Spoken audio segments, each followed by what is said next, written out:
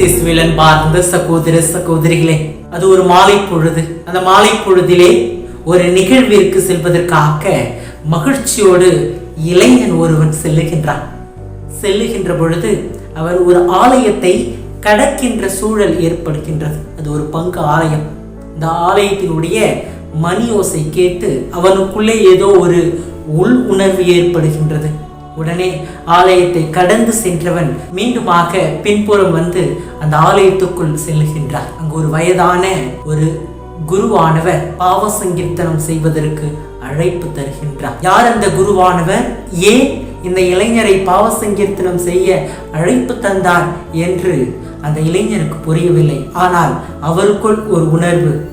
அந்த குருவை சந்தித்த அந்த நொடி பொழுது அவரிடம் பாவ சங்கீர்த்தனம் செய்வதற்கு செல்லுகின்றார். அவர் அன்று அந்த குருவிடம் செய்த அந்த பாவ சங்கீர்த்தனத்தின் விளைவாக அவர் தன்னுடைய வாழ்வையை மாற்றுகின்றார். ஒரு கத்தோலிக்க குருவானவராக மாறி, ஒரு ஆயராக மாறி, கர்தினாலாக மாறி இன்றைக்கு திரு அவைக்கு திருத்தந்தையாக இருக்கின்றார். ஆமன் பார்ந்தவர்களே, நான் சொன்ன அந்த இளைஞர் வேறு யாரும் அல்ல, நம்முடைய திருத்தந்தை பிரான்சிஸ் அவர்கள். அவருடைய அழைத்தல் நிகழ்வைத்தான் நான் உங்களிடம் சொன்னேன். அன்பார்ந்தவர்களே, நம்முடைய திருத்தந்தை பிரான்சிஸ் அவர்கள் ஒரு சாதாரண இளைஞராக இருந்த பொழுது அவர் அன்று அந்த ஆலயத்திலே அந்த குருவை சந்தித்தது அவருடைய வாழ்க்கையை மாற்றியது. அவருடைய சந்திப்பு அவரை பாவ சங்கீர்த்தனம் செய்ய வைத்தது. அவருடைய அந்த சந்திப்பும் பாவ சங்கீர்த்தனமும் அவருடைய வாழ்வையை மாற்றி ஒரு குருவானவராக, ஒரு ஆயராக, ஏன் நம்முடைய திரு அவையினுடைய திருத்தந்தையாக அவரை நமக்கு தந்திருக்கின்றது. அன்பார்ந்தவர்களே, இதே நிகழ்வைத்தான் இன்றைய நற்செய்தியிலும் நான் பார்க்கின்றேன். பொது காலத்தினுடைய 5வது ஞாயிற்றுக்கிழமை நற்செய்தியிலே இயேசுவுக்கும் பேதுருவுக்கும் ஒரு சந்திப்பு நிகழ்கின்றது. இந்த சந்திப்பு பேதுருவில் ஒரு பெரிய மாற்றத்தை ஏற்படுத்துகின்றது. ஒரு சாதாரண மீனவராக இருந்த பேதுரு முதன்முறையாக இயேசு என்ற ஒரு மனிதரை சந்திக்கின்றார். இது அவருடைய வாழ்வை மாற்றுகின்ற ஒரு சந்திப்பு என்று அவருக்கு தெரியாது. அதுவரை அவர் இயேசுவை ஒருபோதும் கண்டதில்லை, சந்தித்ததில்லை. முதன்முறையாக அவர் சந்திக்கின்றார். அந்த சந்திப்பு அவருடைய வாழ்வை மாற்றுகின்றது. இயேசுவுக்கும் பேதுருவுக்கும் நிகழ்ந்த இந்த சந்திப்பு, அதனுடைய வெளிப்பாடுகள் கிறிஸ்தவர்களாகிய நம் ஒவ்வொருவருக்கும் நம்முடைய அழைப்பை உணரவும், இறை வார்த்தைக்கு முக்கியத்துவம் கொடுக்கவும் மிகச்சிறந்த எடுத்துக்காட்டாக இருக்கின்றது. இந்த சந்திப்பு சாதாரண மீனவரான பேதுருவில் திரு அவை கட்டப்பட போகிறது என்பதை உறுதிப்படுத்துவதாக அமைகின்றது. பாதவர்களே, பேதுருவுக்கும் இயேசுவுக்கும் நிகழ்ந்த இந்த சந்திப்பு 3 பகுதிகளை கொண்டிருப்பதை நான் பார்க்கின்றேன். முதலாவதாக பேதுருவினுடைய கீழ்ப்படிதல். இயேசு பேதுருவை சந்தித்த பொழுது ஆழத்திற்கு சென்று உங்களுடைய வலைகளை போடுங்கள் என்று குறிப்பிடுகின்றார். ஆனால் பேதுருவோ, ஐயா, இரவு முழுவதும் நாங்கள் பாடுபட்டு உழைத்தும் எங்களுக்கு ஒன்றும் கிடைக்கவில்லை என்று கூறுகின்றார். கூறுவது மட்டுமல்லாது உடனடியாக, ஆனாலும் வார்த்தையின்படி நான் வலைகளை போடுகின்றேன் என்று ஆண்டவருடைய வார்த்தைக்கு கீழ்ப்படிந்து அவர் வலைகளை போடுகின்றார். இங்கு பேதுருவினுடைய கீழ்ப்படிதல் வெளிப்படுகின்றது. இறை வார்த்தைக்கு கீழ்ப்படிந்து அவர் செயல்படுகின்றார். இறை வார்த்தைக்கு கீழ்ப்படிந்து அவர் செயல்பட்டதனுடைய விளைவாக மிகுதியான ஒரு மீன்பாட்டை அவர் பார்க்கின்றார். வலைகள் கிழிய, 2 படகுகள் நிரம்ப, என் உதவிக்கு கரையிலிருந்து ஆட்களை அழைக்கின்ற அளவுக்கு மிகுதியான ஒரு மீன்பாட்டை பேதுரு பார்க்கின்றார். இதுவரை அவருடைய வாழ்க்கையில் அப்பேற்பட்ட மீன்பாட்டை பார்த்திருப்பாரா என்பது மிகப்பெரிய ஒரு கேள்விக்குறிதான். இது பேதுருவினுடைய கீழ்ப்படிதலுக்கு கிடைத்த ஒரு மிகப்பெரிய பரிசு. பல ஆண்டுகளாக மீனவராக, மீன் பிடிப்பதிலே மிகப்பெரிய அனுபவம் வாய்ந்தவராக இருந்த பேதுரு இயேசுவின் குரலுக்கு செவி கொடுத்து கீழ்ப்படிந்து செயல்பட்டதால் மிகுதியான பலனை காண்கின்றார். அன்பார்ந்தவர்களே, இன்றைக்கு நம்முடைய வாழ்க்கையிலும் பல தருணங்களிலே நாம் பாடுபட்டு உழைத்து அதற்கான பலன் கிடைக்கவில்லை என்றால் நாம் விரக்தியில் மூழ்குகிறோம். நாம் தோல்வியை சந்திக்கின்றோம். இந்த தோல்வியிலும் விரக்தியிலும் நாம் இறை வார்த்தைக்கு செவி கொடுக்கின்றோமா, இறை வார்த்தைக்கு கீழ்ப்படுகின்றோமா என்பதை சிந்தித்து பார்ப்போம். அன்பார்ந்தவர்களே, இன்றைக்கு நம்முடைய வாழ்க்கையிலே நாம் இறை வார்த்தைக்கு செவி கொடுக்கின்றவர்களாக இருக்கின்றோமா, இறை சித்தத்திற்கு ஏற்ப நாம் நடக்க முயல்கின்றோமா? பல தருணங்களிலே, குறிப்பாக நாம் விரக்தியிலும் தோல்வியிலும் பயத்திலும் அச்சத்திலும் இருக்கின்ற பொழுதெல்லாம் பிறரின் வழியாக ஆண்டவருடைய வார்த்தையும் ஆண்டவருடைய சித்தமும் நமக்கு தரப்படுகின்றது. அவற்றை கேட்டு அதன்படி நடக்க நாம் முயல்கின்றோமா? அன்பார்ந்தவர்களே, இன்றைக்கு இந்த சந்திப்பு நமக்கு கற்றுக் கொடுக்கின்ற முதல் பாடம் கீழ்ப்படிதல். இறை வார்த்தைக்கு கீழ்ப்படுகின்றவர்களாக நாம் ஒவ்வொருவரும் வாழ வேண்டும் என்பதாகும். இரண்டாவதாக பேதுருவின் ஒப்புரவு. மிகுதியான மீன்பாட்டை கண்ட பேதுரு இயேசுவிடம் சென்று, ஆண்டவரே, நான் பாவி, என்னை விட்டு போய்விடும் என்று குறிப்பிடுகின்றார். அன்பார்ந்தவர்களே, இது பேதுரு தன் நிலையை முழுவதுமாக உணர்ந்ததை நமக்கு எடுத்து காட்டுகின்றது. ஆண்டவருடைய அதிசயத்தை, மிகுதியான மீன்பாட்டை கண்ட பேதுரு இந்த ஆண்டவரின் வார்த்தைக்கு செவி கொடுப்பதற்கு முன்பாக நான் ஒரு சிறு தயக்கம் காட்டிவிட்டேனே என்ற ஒரு உள் உணர்விலே ஆண்டவரிடம் தன்னுடைய பாவத்தை அறிக்கையிட்டு மன்னிப்பு கேட்கின்றார். இது பேதுரு தன் நிலையை முழுவதுமாக உணர்ந்து இறைவனிடம் மன்னிப்பு கேட்பதை நமக்கு வெளிப்படுத்துகிறது. அவருடைய முழு மன மாற்றத்தை நமக்கு எடுத்து இயம்புவதாக இது இருக்கின்றது. பேதுரு, ஐயா, இரவு முழுவதும் நாங்கள் பாடுபட்டு உழைத்தோம் என்று தொடக்கத்தில் கூறினார்.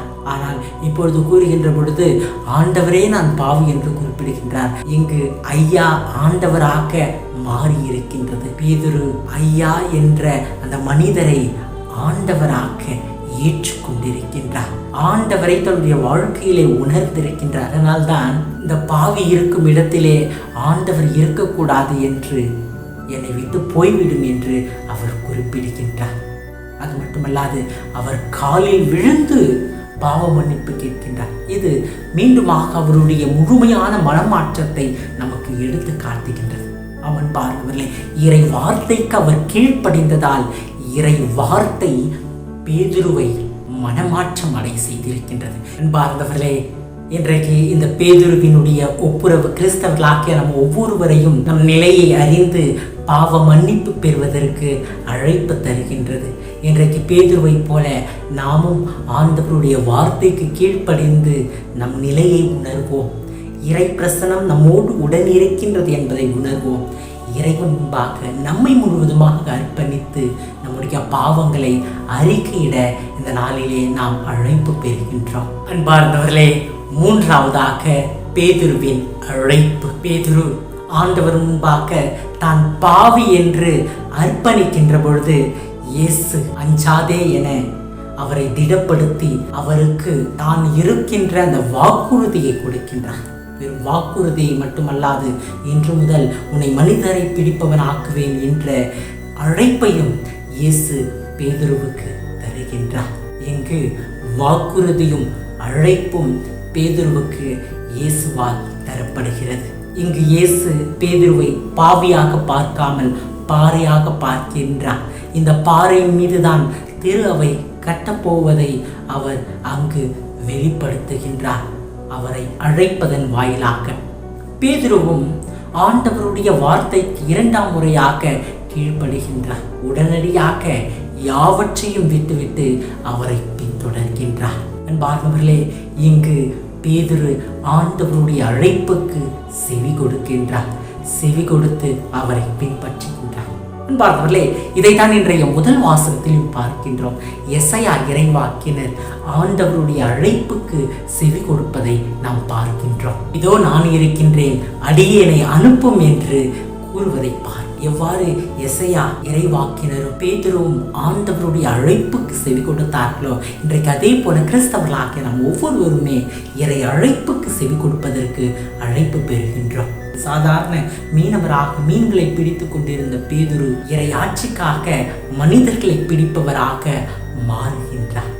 இது வெறும் அவருடைய தொழிலை மட்டும் மாற்றவில்லை, மாறாக அவருடைய வாழ்வையே மாற்றுவதை பார்க்கின்றோம். அன்பார்ந்தவர்களே, இன்றைய இரண்டாம் வாசகத்திலும் திருத்துதர் பவுல் இதைத்தான் எடுத்து கூறுகின்றார். கிறிஸ்தவர்களை துன்புறுத்தி கொண்டிருந்த நான் இறையருளால் இறைவனால் அழைக்கப்பட்டேன் என்பதை அவர் வெளிப்படுத்துகின்றார். அன்பார்ந்தவர்களே, இன்றைய 3 வாசகங்களும் நமக்கு மீண்டும் மீண்டுமாக இதைத்தான் எடுத்து கூறுகின்றது. ஆண்டவரால் நாம் ஒவ்வொருவருமே இன்றைக்கு அழைப்பு பெறுகின்றோம். நாம் எப்பேற்பட்டவர்களாக இருந்தாலும் சரி, இன்றைக்கு ஆண்டவர் நம்மை அழைக்கின்றார். இறைவாக்கின் எசையாவை அழைத்த இறைவன், திருத்துதர் பவுலை அழைத்த இறைவன், பேதுருவை அழைத்த இறைவன் இன்றைக்கு கிறிஸ்தவர்களாகிய நாம் ஒவ்வொருவரையும் அழைக்கின்றார். கிறிஸ்தவர்களாகிய நாம் ஒவ்வொருவரும் நேர்மையான கிறிஸ்தவ வாழ்வை வாழ வேண்டும். கிறிஸ்தவ மதிப்பீடுகளின்படி வாழ வேண்டும். நற்செய்தியின் விழுமியங்களுக்கு சான்று பகர வேண்டும். ஒரு அர்த்தமுள்ள கிறிஸ்தவ வாழ்வை வாழ வேண்டும் என்று நம் ஒவ்வொருவருக்கும் அழைப்பு தருகின்றார். அதிலும் சிலருக்கு குருத்துவ பணியையும் துறவியாக வாழ்ந்து இறைவனுக்கு சான்று பகரவும் அழைப்பு தருகின்றார்.